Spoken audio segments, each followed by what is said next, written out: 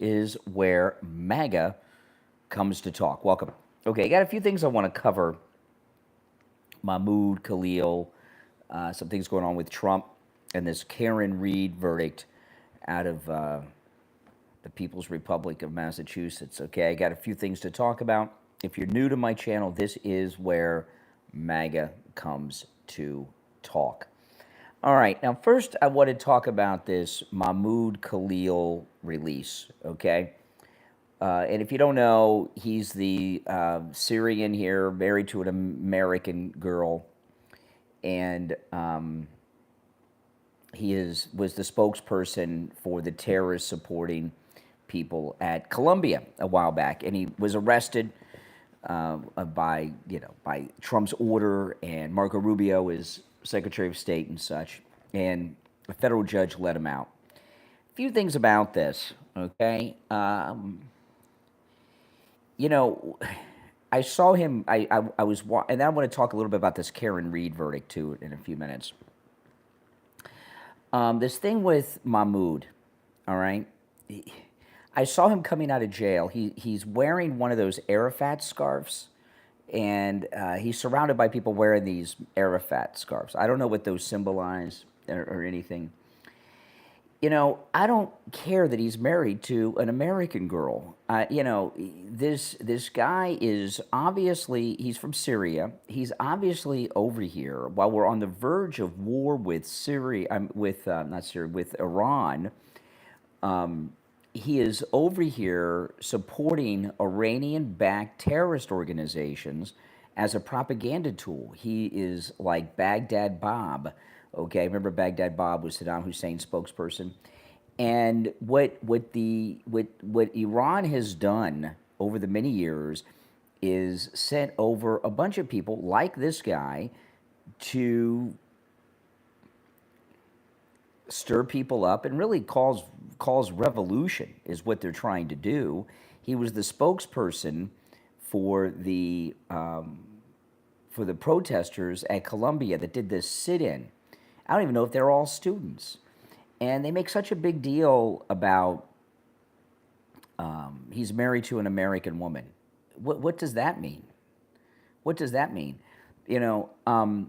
Remember all those women that were like trying to marry ISIS a few years ago, right? The ISIS brides. So what? What does that got to do with anything? And I got a theory on this release. I'm going to run by you guys in a minute, and you can let me know with a yes or no if you agree with my theory as a possibility with his release. But anyway, you just can't have people over here that are not Americans infiltrating our universities and other institutions and stirring up, organizing hate groups. What he's doing by being a spokesperson and advocate for these pro-terrorist organizations, it's like he's a spokesman for the Klan, right? If you were to take it away from that. See, but the liberals, they don't mind these Hamas and Hezbollah because they hate Jews. They kill Jews, so they don't care. The Klan, everybody in America, we all hate the Klan, but liberals like these anti-Semitic terrorist organizations that kill Jews. They're sympathetic to these people, like a bunch of little Greta Thunbergs going around.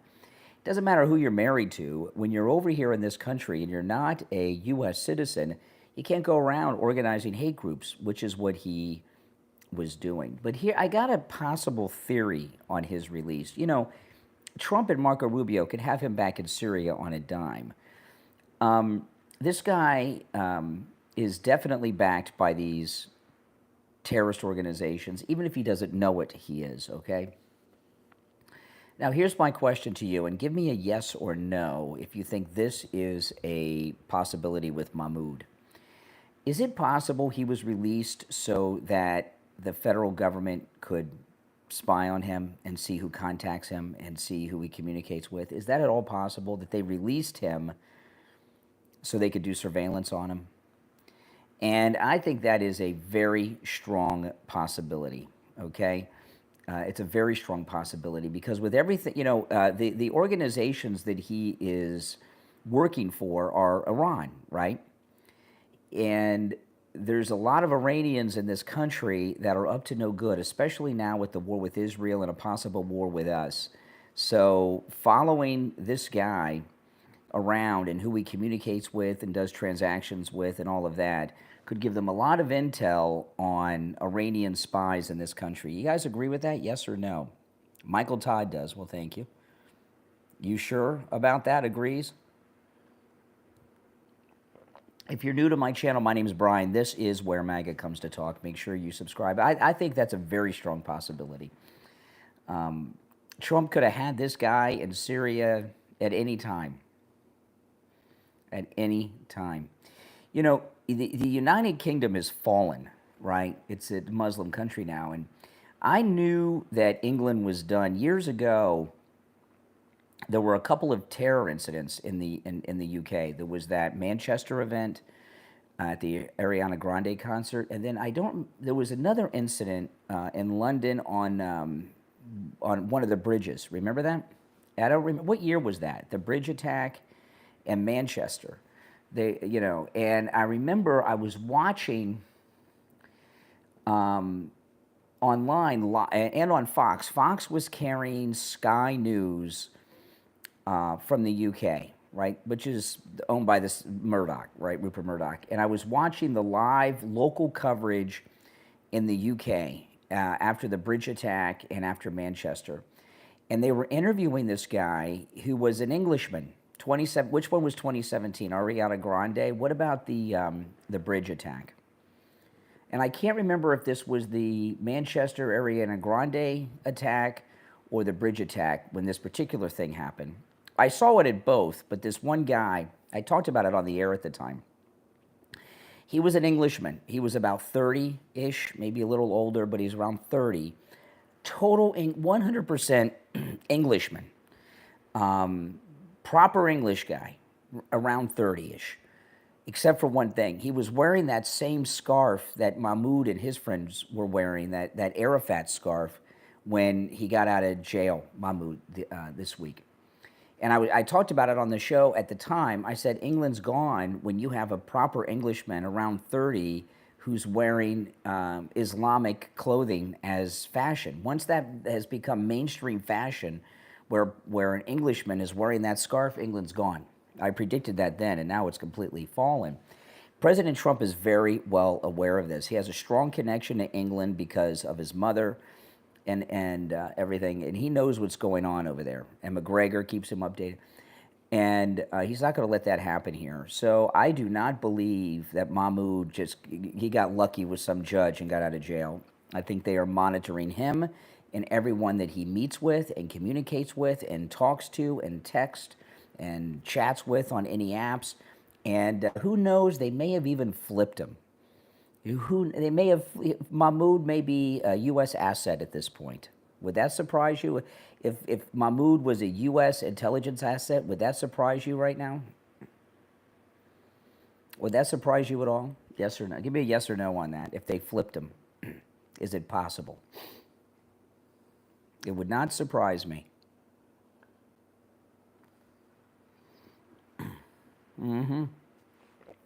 Yeah, it would not surprise me at all. Think that guy wants to go back to Syria? I don't think so. Life in America is too good for him. Yeah, would not surprise me at all. Now, later today, I'm going to drop a new podcast. Don't miss today's podcast. It is a good one.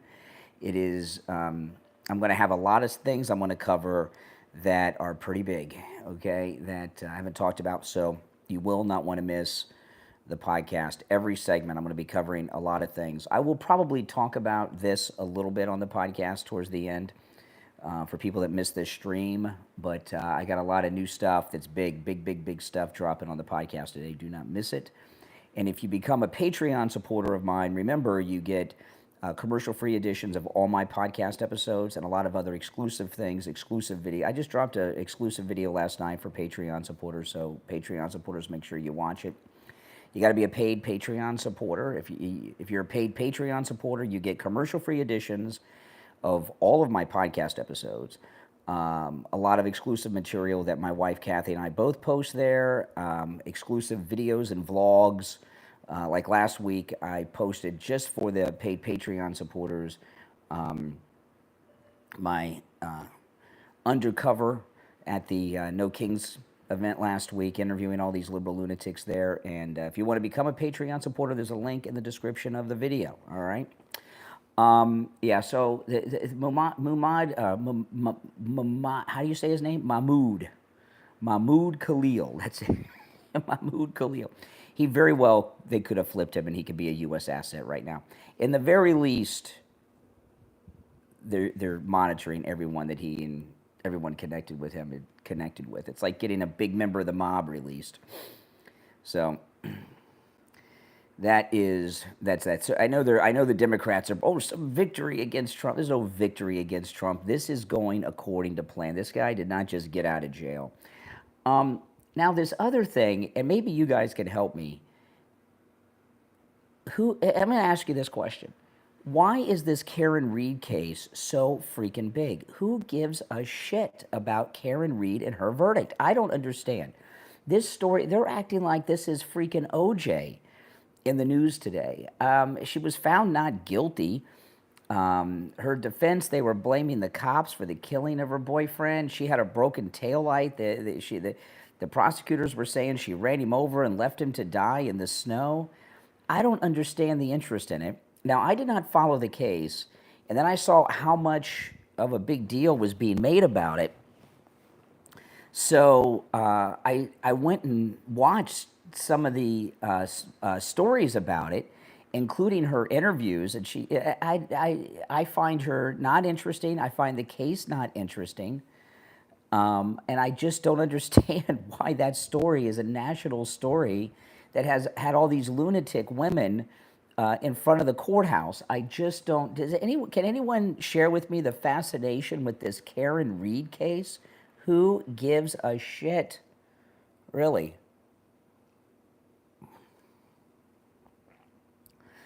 Oh my goodness. I just don't understand why it's interesting. I mean, I'm shocked that she was found. I guess they just didn't have enough evidence to convict. I don't know. But the broken tail, how'd she get the broken tail light on a car? I don't know. But I do know this. It's not interesting. I saw a couple interviews with her. She, when she came out of the courtroom and when they read the verdict, she's got a nice suit on. She looks classy. But if you heard her talk, oh my goodness. It's like, you ever see Singing in the Rain?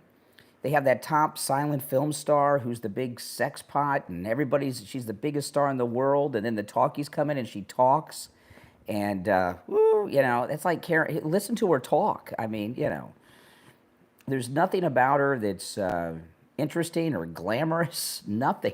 I just don't get it. Oh, she'll get a book deal, and she'll probably get a reality show, it's not a distraction. A lot of people call any story they're not interested in a distraction. I'm not interested in that. It's a distraction. No, it's just, it's not a distraction. I just don't understand that. There are some cases that I understand them being national stories. Like OJ was a national story because he was a famous celebrity, right? Rodney King, that was a big story because it was the first time something like that had been caught on a video camera like that by somebody, right? Robert Blake wasn't as big, but he was a celebrity. There's some cases, Kyle Rittenhouse, because, that was a very unusual situation. But Karen Reed, I just don't get it. And I saw they had hundreds of people outside of the courtroom. Who cares? Who cares? I just don't, I don't understand that one. Go listen to her talk after you're done watching my stream. You're like, what's so interesting about this woman in this case? I just don't get it. I don't get it.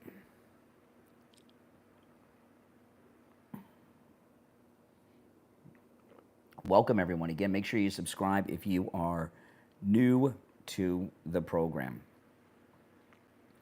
But, yeah, I got some good stuff for the podcast. I don't want to get into it now because I don't want to spoil what I'm going to do on the podcast today. But today I got some really good stuff for the podcast. You will not want to miss it, I promise you. Yeah. Now,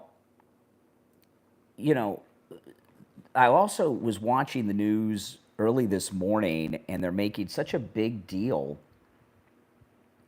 that Trump gave two weeks to her. He didn't give 2 weeks. It could be he could have done something 5 minutes ago we don't know about. He said within the 2 weeks, right? And with President Trump, what my guess is that they're moving some assets around to prepare to do something, and they need a certain amount of time within this 2 week window to get in place the assets that they want in place to do something. It's so obvious, and they're trying to act like Trump caved or something. Trump didn't cave on anything. It's bizarre. Can't they see that? I mean, if Iran does not see, I was watching, who's that general they have on Fox? Is it Keane? Who said, was it Keane? It may not have been General Keane, but one of these retired generals that makes a living promoting wars on the media said, "Oh, they're not making any deals because they know they can reconstitute their nuclear program when this is all over." The reason Iran, there's a couple reasons Iran, in my opinion, is not making any deals here while they're getting the crap bombed out of them by Israel. One, they're lunatic religious zealots, just nutcases, okay? So I don't understand their total hatred of Jews, but they're just hardcore religious zealots, and their hatred of Jews has become a part of their religion. So there's that. That's a big factor. That's a big factor with the leader. Another factor is they really don't believe Trump is serious. Iran has been poking the bear since 1979 when the Islamic Revolution happened and they took over our embassy, and there have been little or no consequences for those actions, okay? And they think they can just ride this storm out. They don't care how many of their people get killed as long as it's not them. And, we'll have a new president in a couple years, they figure, and everything will start all over again. So they just don't believe Trump, and Trump's going to make them believe. Believe me, that's a factor too. That's a factor. I mean, come on. Now, another thing too is there's a lot of pressure being put on Trump on a couple of things. There's the total war wing, and Pete Hegseth is. It's being reported that Pete Hegseth is advising no war with Iran to the president, which is an interesting thing, okay? But the main reason is they just don't think we're going to do anything. They don't believe Trump. They just don't, because Iran has been killing people for decades, and there have been no consequences for it. So they figure they can do whatever it is they want to do. They'll ride out the storm and start all over again with the next president. That's exactly what they're thinking. It's so obvious, and Trump's going to wake them up from that. There's no getting around it, and that's exactly like the mistake that Al Qaeda made, right, on 9/11. They, Bin Laden. They didn't think there would be a U.S. response. Just like the others. They thought we would just suck up 9/11 and not respond. And that's what Iran's doing. And it's a serious mistake. But this 2 weeks, which is up to 2 weeks, which means he could do something now. He didn't say he's going to wait for 2 weeks and do something. He's going to make it, he's just getting in place whatever he needs in place to do what he needs to do if Iran doesn't surrender. That's all. Now, what that is, I don't know. It was moving troops, moving units, a special training op to run some special op, some special weapons coordination to take some. Who knows? But that's what's going on. For a big military action, it takes a little time to plan and get things in place, and that's what's going on. It's obvious, and these people in the media are so consumed with their Trump hate, they can't even say, "Oh, he caved." I saw a story today on one of the media outlets that was talking about that Trump always gives a 2-week timeline on everything, and they put together a montage from his first term and this. Don't worry. Trump's got everything under control. He'll handle Iran, that doesn't mean he's going to go along with the wing that went total war with Iran. And there's a lot of conservatives. See, this is the thing that's going on. We got a lot of conservatives that are pushing for war. I'm talking about MAGA. We got a lot of MAGA that are pushing for total war. We got a lot of MAGA that want no war, and what we get will be somewhere in the middle of that, would be my guess. President Trump, he was asked yesterday, well, there was another president who launched a war over faulty intelligence of weapons of mass destruction. You were against that war. What makes this different? Well, first of all, you got to think about this, right? The Iraq War was what, 2003? So 22 years ago. What was 22 years before that? 22 years before that was what, 81, right? Or something, right? Like that, give me a break. So you're going to, you're going to base something, and then 22 years before that was the 60s, right? So, give me a break. They go back in time almost quarter of a century. Not every situation is Iraq. See, what they're not factoring in with Iraq is we had two war criminal and profiteers of war, Dick Cheney and George Bush, running the country. They knew they were not WMDs, okay? They went in anyway. They are responsible for the insurgency. They wanted a multi-year war to make them and their friends rich. Look at Liz Cheney. She has a lot of nerve calling the morality of President Trump into question. Everything she has is because of the WMD lies of her daddy. Okay, these are disgusting people. So in 2003, we had war profiteer and war criminals running the country. That's not what we have going on now. We have a moral man running the country now, President Trump. And I notice how the all of a sudden, the left and the media love Bush and Cheney. They love Bush and Cheney now. They're credible.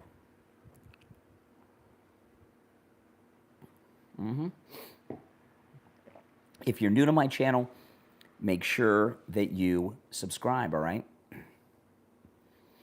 Yes. Let me ask you a question, totally unrelated.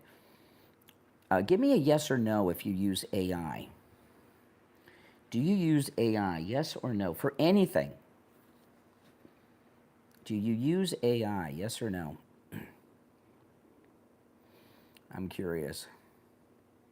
And that could be for anything. That could be just Chat GPT.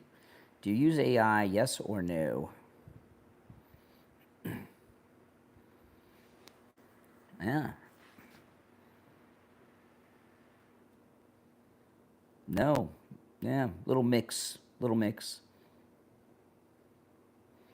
No, I don't mean like connected to our computer programs or apps. I mean going out of your way to use it for something. Knowingly, you do not. Yeah, I'm talking about someone that actually does it knowingly. Uses one of the programs.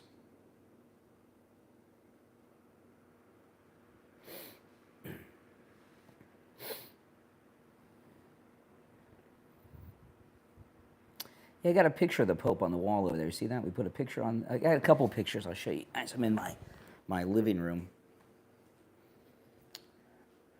I don't want to show everything, but this is our Pope. I've never thought I'd have a picture of the Pope on my wall, but my wife and I, we are Catholic, and having an American Pope's pretty cool. And then over here, this is my favorite. It might have some glare from the light. Let me see. Then this is by my front door. Yes. The front door. Right next to the front door. Little glare from the light there, but yes.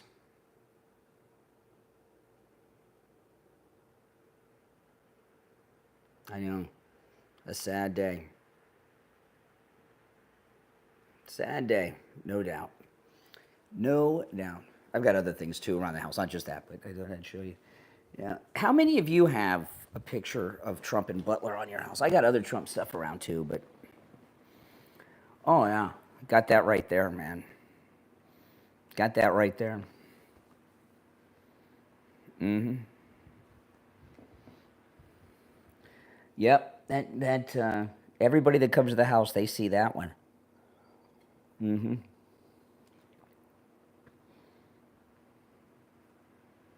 Yeah, that's history. My wife took that photo and had it framed, mounted and framed. Yeah. Yep. That's something. That was a scary day. That was a scary day.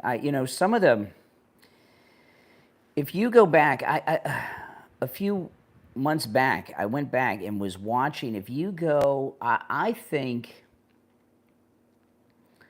it was a scary day. I mean, I was crying. My wife and I, we were crying. It was really bad. It was really bad. I mean,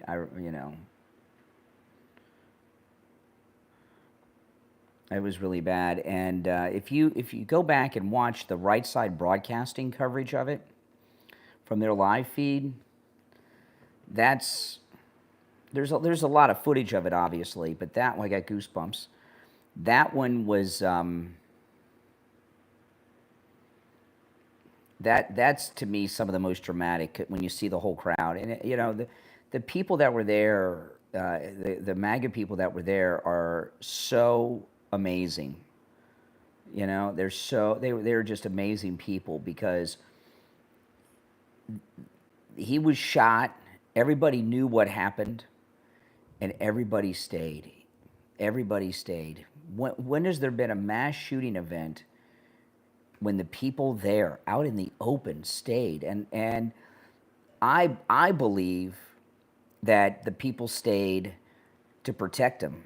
That they didn't know what they knew. He'd been shot. But we didn't know by who and what was coming. And if there was some group or somebody that came forward, the crowd, I think the crowd was there to protect him. What do you guys think? I think that's why they stayed. They knew what happened and they stayed. I mean, I've never seen an event like that where the people stayed. No, like American patriots. Like American patriots. Because they understand, the people that were in Butler that day understand how important he is. Right?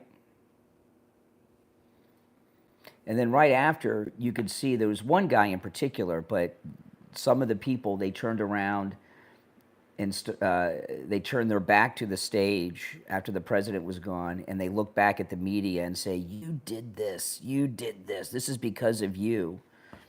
Remember that? Oh my goodness. Yep.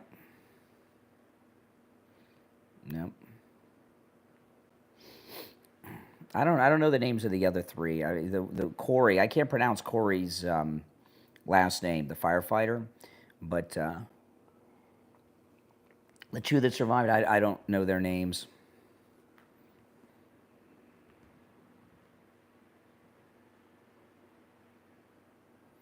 Mm-hmm. Yeah, the cult of America. That's a good cult to be in. It's a great cult to be in, the cult of America. But and I remember. I mean, I just couldn't believe it. If you go back, there's one quick. This one's hard to find, but you can find this online. There's a cell phone video. It's a vertical cell phone video, like vertical meaning like this video is. There was a woman with her family in the emergency room when the president came in, and the woman's heartbroken. I mean, she sees the secrets. She took out her phone because she saw the motorcade. They went from the stage to this hospital, and this woman saw the presidential motorcade pull up. She didn't even know what happened in Butler. She took out her phone and started filming through the window. She was inside the ER. You could see the Secret Service agents with their guns and you can see the president with blood on his face. Yeah, I got a tear coming down my eye right now. I don't know if you guys can see it thinking about it because it was so scary. And she starts bawling, and she says, "My God!" And he had blood on his face, and he walked in the ER. I mean, that was those incompetent Secret Service agents. They had the lady that couldn't find her holster, but that video. You don't see that video too much. You know, you don't see that video too much because it makes him look like a strong man, like he is. Like when Ronald Reagan walked into the ER when Hinckley shot him. That just pisses me off. The way the media are, it just pisses me off. It really does. And these Democrats. I mean, you know, what is Mile Highest? $10 super chat. Thank you so much, Mile Highest. MAGA, God bless Trump. Absolutely. You know, this is a serious question. You know, and this is not for people in other countries. This is for people that are watching that are American citizens. Why would any American citizen be opposed to anything Trump is doing, especially in his second term? I support everything he did in the first term too, but what is President Trump doing right now in his second term as president that any American citizen can honestly say is the wrong thing to do for the United States? Can you think of anything?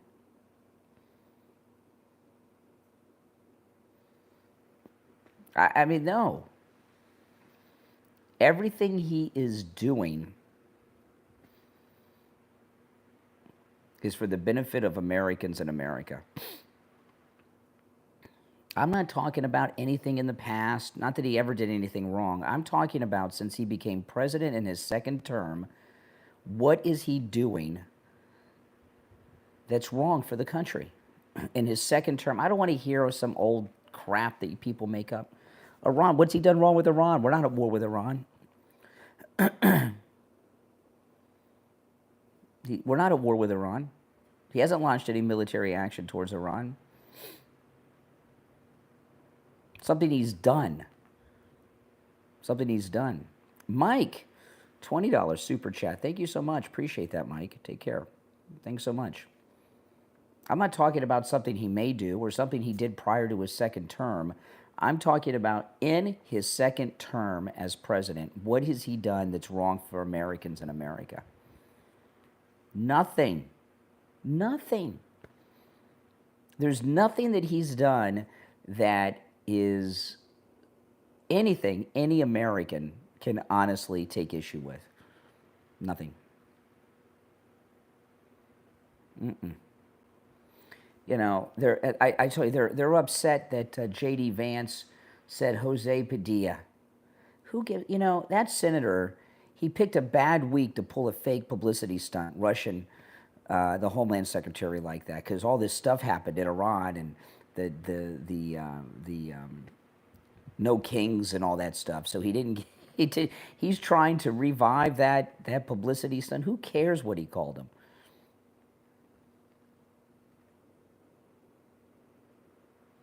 He didn't sign an executive order to get rid of school. I'm talking about something he's actually done. He's not ended schools. By the way, schools are local.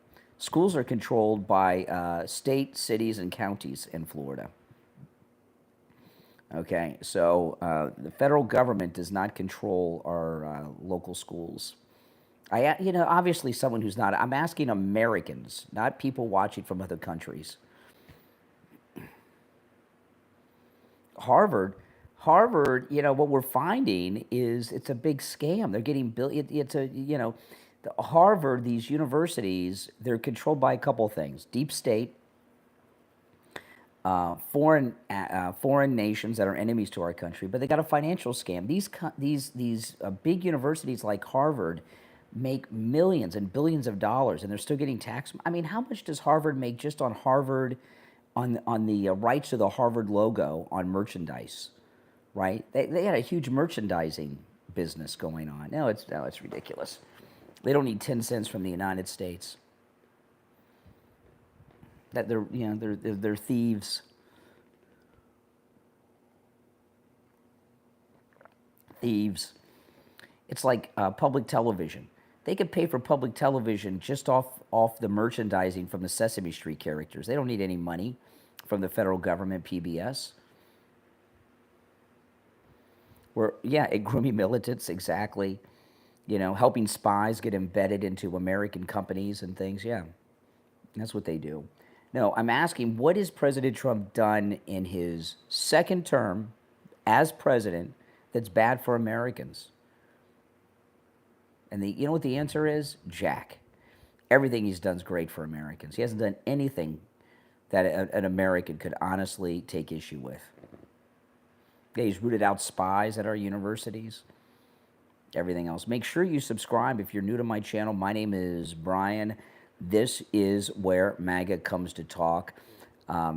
Weekdays, I take live calls on my morning live streams, so you won't want to miss out on that.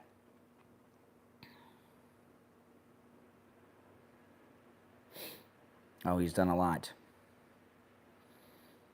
Yeah, but it's not all of a sudden liberal tariffs. All of a sudden liberals are against taxes. Those are not taxes on American citizens. I mean, President Trump, I can't remember he's been going through the numbers on how much money the U.S. government has been raking in on the tariffs. What President Trump's goal is to end income tax. He wants to end income tax and pay for everything with tariffs. And it's highly likely that the next presidential election in 2028, the big issue will be abolishing income taxes. Who's against abolishing income taxes? Are you kidding? I was talking about that yesterday. I got a call from my accountant yesterday. For taxes. I mean, it's just sucks.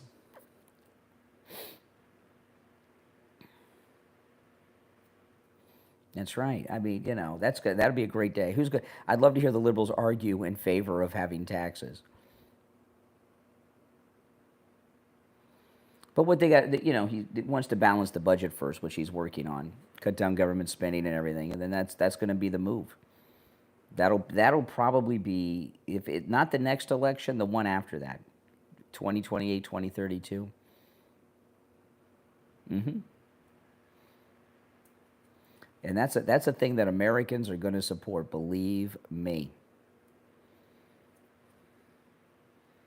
Kamala, it's about 3:30 in the morning out in California. She's probably passed out drunk by now, or about to pass out. You think Kamala's passed out drunk now, or about to pass out drunk? It's 3:27 a.m. on the West Coast, 6:27 a.m. here on the East Coast. Is Kamala passed out drunk or about to pass out drunk now? What do you think? Is she already passed out or about to pass out? Coming up on 3:30 a.m. in California. What do you guys think? Passed out or about to pass out? She's been passed out. Yeah. Oh my goodness. Yeah, she might just be coming home. Exactly. Exactly. Oh my goodness. That's funny. Passed out. Most people say passed out already. Yeah. Way past last call. Really? What's last call in LA? I don't know. Mm-hmm. I don't know. When you've been drinking your whole life like her, you build up a tolerance. Yeah.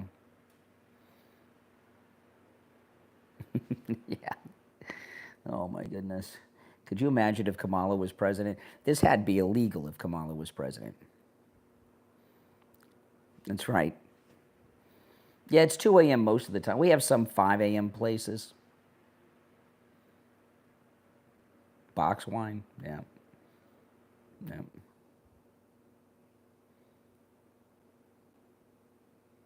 Yep. Unburdened. We are unburdened. What was that quote? We're unburdened by the things that have been. Whatever. I don't know. Yes, great MAGA morning. I got a busy day today. And don't forget, guys, you will not want to miss my podcast I'm going to drop later. It is very good. I'm going to cover some very, very good stuff that I have not covered here. Okay? So make sure that you tune in. I'm going to be dropping some big stuff.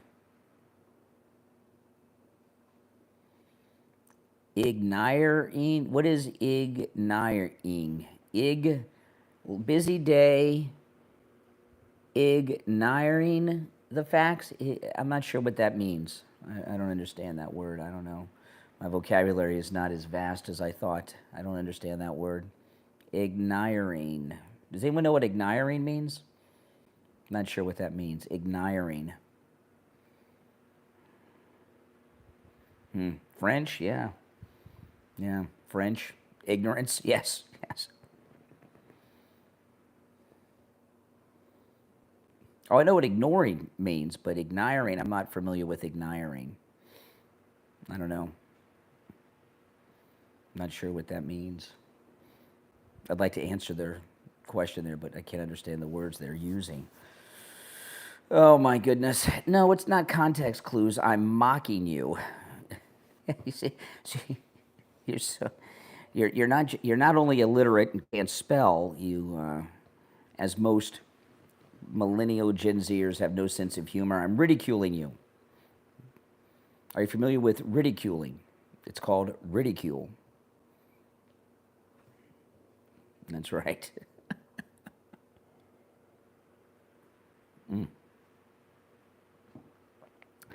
Boy, oh boy. You know, I was reading these articles that Disney World attendance is down. And have you seen this? And I read through it. You know, I for years I was an annual pass holder at Walt Disney World because Walt Disney World's in Florida. And if you're a Florida resident, they offer very good deals on annual passes, and it includes free parking and all kinds of things. Because and I gave up my annual pass, and I'll never get one again. But I'm reading all these articles about Disney World attendance down, and I've read many articles about it this week. Now, one of them mentions the reason why. They blame prices, and it's not the prices, it's they've gone woke. They've gone woke. People do not want to give their money to Disney. There's a couple of YouTubers I watch that are not political. Are any of you familiar with Adam the Woo? You guys know Adam the Woo? Anybody? Adam the Woo. See if any of you guys know Adam the Woo. I'm not. This is not Adam the Woo I'm going to talk about. I'm just curious. Yeah. I'm in one of Adam the Woo's videos. I got in one of his videos a few years back. Well, there's a guy who is he's friends with Adam the Woo. Yeah. Did you ever see? I was in one of his videos. And I've met him a few times. He's a nice guy. He is huge. Adam the Woo is a big guy, and not in an overweight way. He is a giant. I was shocked the first time I met him how big he is. But anyway, there's a guy that's friends with Adam the Woo who's in a lot of his videos. He's got a YouTube channel called Tampa J.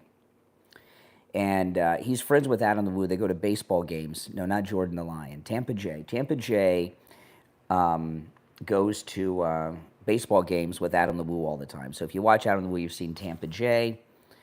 And Tampa J and he's got a fiance who also has a YouTube channel called Chris the Girl. And Tampa J, if you watch Adam the Woo, you've seen him. Okay. And his friend Tampa J, with his fiance Chris the Girl, have lived in Central Florida for years. Tampa J's obviously from Tampa, but his fiance Chris the Girl moved to Florida just for Disney World, and she went to Rollins College, which is where Steve Kane went to college. And I have a niece that's going to be going to college there.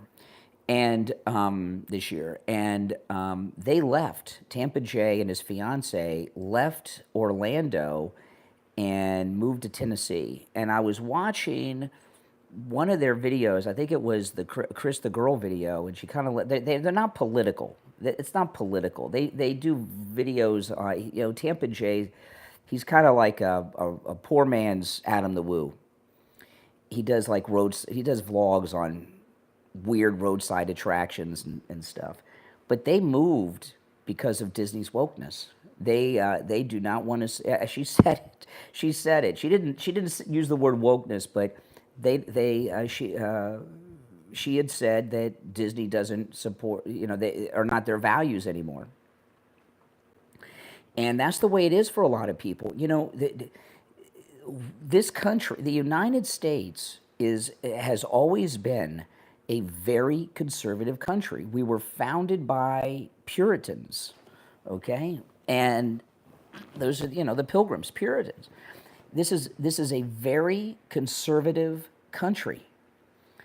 And I know it doesn't always seem that way because the liberals are overrepresented in media of all forms, whether it's television, music, movies, TV, I mean, look at these, these celebrities are perverts. You see them, they're complete perverts. They always have been since the silent film era when they first started gossiping on celebrities. But this country is very, very conservative. And the rise of Trump is because, as conservatives, we finally have someone who's going to do the things that we need to get done and that we want done. Disney World attendance is down because the country is conservative and people are tired of their liberal bullshit. And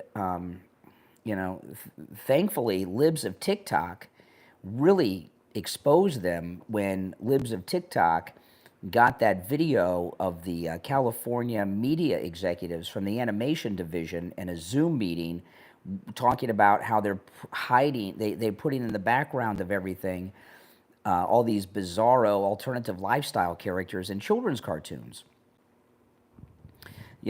And this country being conservative is why they're like. I give you an example in particular with Disney. When I've always been, Walt Disney. I tell this to people a lot. People don't know this because Disney doesn't want you to know this. Walt Disney, the man, Mr. Walt Disney, he was a conservative Republican, a very conservative Republican, staunchly anti-union, okay, and a hardcore Republican. He made the deal for Disney World here in Florida with the Republican governor, and President Nixon helped him. And if you go on YouTube, look for think about this. Go to the opening day television special for the opening of Disneyland in California, hosted by Ronald Reagan. In 1984, when President Reagan was reelected, there was a blizzard snowstorm, and he didn't have a proper inauguration, kind of like President Trump didn't, but that's okay. I like that indoor thing. Ronald Reagan actually had a second, and you can look this up online, he had a second inauguration at Walt Disney World's Epcot Center in front of the America Pavilion. He came in the presidential limousine. Michael Eisner was there, and he took the oath of office at Epcot Center. Ronald Reagan. It was 2 years after it opened. So the man Walt Disney, Mr. Walt Disney, was very, very conservative, very connected with conservative politics, and it's been. And I always grew up with it. I went there the first time I came to Florida in 1976. And I always loved Walt Disney because it's part of Florida and it's here in Florida, and but they've gotten so liberal and woke, people aren't going anymore. And I read all these articles about attendance, and nobody hits on this. One last thing on Disney, and then I'll talk about some other things. But one of the best things at Walt Disney World, the Magic Kingdom Park here in Florida, is they've got Tom Sawyer's Island, and they got a riverboat that you go around. They're taking it's shutting down. It's out. They're tearing it out and putting in a Cars attraction from the cartoon Cars. What did President Trump say? Everything woke turns to shit. That's an exact quote from the president, isn't it? Everything woke turns to shit. President Trump. Remember when he said that at one of the rallies? And that is true. And that's what's happened to Disney. It's turned to shit. The Democrat Party, wokeness has destroyed them. That's why they're in shambles. Look at California. You know, yesterday President Trump was talking at a press conference on the tarmac. He saved Los Angeles by sending in the Marines and federalizing the National Guard. Look at California. Everything woke turns to shit. Disney, the Democrats, California, whatever, right? You know? And these liberals, you know the thing about P. Diddy? You know, I'm not following that trial too much, you know. P. Diddy, I think, is your average celebrity. What do you guys think? Is P. Diddy the average type of guy and person that's a celebrity? They're all scumbags. They are all scumbags, okay? These entertainment celebrities, Hollywood singers, scum. He is average. Talking about his behavior, average. Yeah. Pervs, freaks, and weirdos. I think they're all scummy. And the way he behaves is more normal than abnormal in those circles. Right? Yeah. You know, Harvey Weinstein, all that stuff. You know, you go back, okay, before the Harvey Weinstein scandal was public, the last time I watched the Academy Awards, I watched it for two reasons. Seth MacFarlane hosted, and William Shatner was there in the opening as Captain Kirk, right? It was the last time that William Shatner played Captain Kirk. And this is before the Harvey Weinstein scandal, and Seth MacFarlane is going off on Weinstein. Everybody knew about Harvey Weinstein, and they didn't care because they're all scumbags out there, just like P. Diddy. They're all scumbags. That is normal behavior out there. Now, there's a guy. I'm gonna probably share this story on the podcast later. There's a comedian. I just found out about this. Jordan Peterson interviewed this guy. I'd never heard this story before. Jordan Peterson interviewed this comedian who was a recurring guest comedian on Gutfeld show. Have you heard about this? And they dropped him. They escorted him out. He's no longer welcome on Gutfeld. Have you heard this story? Jordan Peterson interviewed. Do you know what he did? Do you know what he did? He wasn't a Fox anchor or anything. He was just a comedian that would be a regular guest on Gutfeld. I'd never heard of the guy. Jordan Peterson interviewed him. You know what he did? He asked a woman on the staff to go out for coffee with him. I'm not kidding. He asked a woman, a girl, whatever, young woman that worked at Fox to go out on a date for coffee. And they call that harassment. Really? What the hell did Jesse Waters do? Right? Yeah, I'm going to bring that up on the podcast. I got an article about it I was reading this morning, and what the hell? You can't ask somebody if a coffee is sexual harassment now? At Fox? Yeah, at Fox. This isn't CNN, man. It's Fox News. It's insane. Completely insane.